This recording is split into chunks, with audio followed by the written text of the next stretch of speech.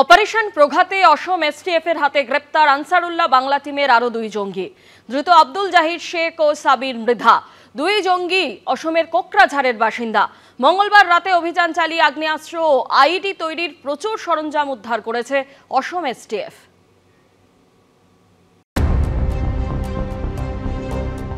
বড়দিনে দেশ জুড়ে উৎসবের আমেজ।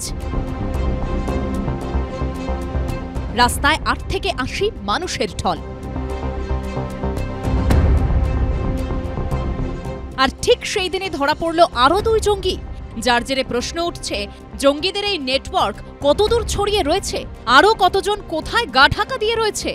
১৭ এবং ১৮ ডিসেম্বর বাংলা, কেরল ও অসমে অভিযান চালিয়ে আনসারুল্লাহ বাংলা টিমের ৮ জন জঙ্গিকে গ্রেপ্তার করেছিল অসম পুলিশের এসটিএফ।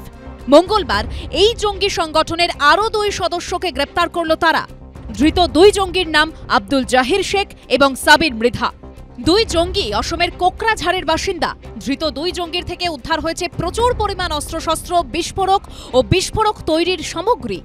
অসম এসটিএফ সূত্রে খবর, জঙ্গিদের থেকে 4টি রাইফেল পাওয়া গিয়েছে, যেগুলো সম্ভবত একে সিরিজের। এরই সঙ্গে উদ্ধার হয়েছে 34 রাউন্ড গুলি, 24 রাউন্ড কার্তুজ, আইইডি তৈরির সরঞ্জাম, হ্যান্ড গ্রেনেড, ডিটোনেটর, তার, 14টি সুইচ যা বিস্ফোরণ ঘটাতে কাজে লাগে। এরই সঙ্গে উদ্ধার করা হয়েছে বোমার স্প্লিন্টার হিসেবে ব্যবহার করার মতো লোহার টুকরো।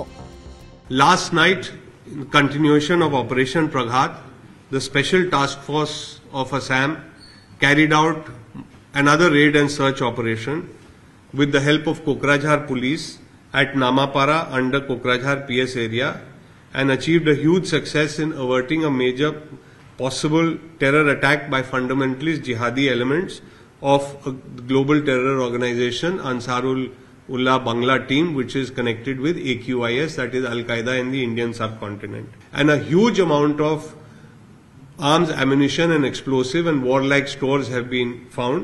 উদ্ধার হওয়া অস্ত্রশস্ত্রের বহর দেখে বিশেষজ্ঞদের মত, এই জঙ্গিরা বড় কিছু ঘটানোর ছক কষছিল। যেগুলো আগ্নেয়াস্ত্র আছে ওইগুলো নিয়ে আমি অতটা চিন্তিত না, কিন্তু যেগুলো আইইডি আছে, এক্সপ্লোসিভ ডিভাইস, এইগুলো কিন্তু মারাত্মক। এটাতে একটা কোনো ভিড় জায়গায় যদি একটা আইডি ফাটে, আমাদের বাংলার ইতিহাস কিন্তু অন্যভাবে রচনা শুরু হয়ে যাবে। এখনো পর্যন্ত অসম এসটিএফ এর অপারেশন প্রঘাতে মোট 10 জন জঙ্গি গ্রেপ্তার হয়েছে। এর আগে বাংলা থেকে 2 জন, কেরল থেকে 1 জন, অসম থেকে 5 জনকে গ্রেপ্তার করা হয়েছিল। আতঙ্কবাদী সংগঠন হয় নিজেদের নামে এখানে মলিকুল খুলেছে, নাহলে এর একটা আলাদা বাংলার নাম দিয়ে আলাদা তাদের ব্রাঞ্চ খুলে এখানে রিক্রুটমেন্টও করছে, ট্রেনিংও করছে এবং নাশকতাও করছে, এবং এইখান থেকে সারা ভারতবর্ষে এটা ছড়িয়ে যাচ্ছে। সেজন্য আজকে পশ্চিমবঙ্গটা কাশ্মীরের মতো অবস্থা, কাশ্মীরের চোখ খারাপ অবস্থা।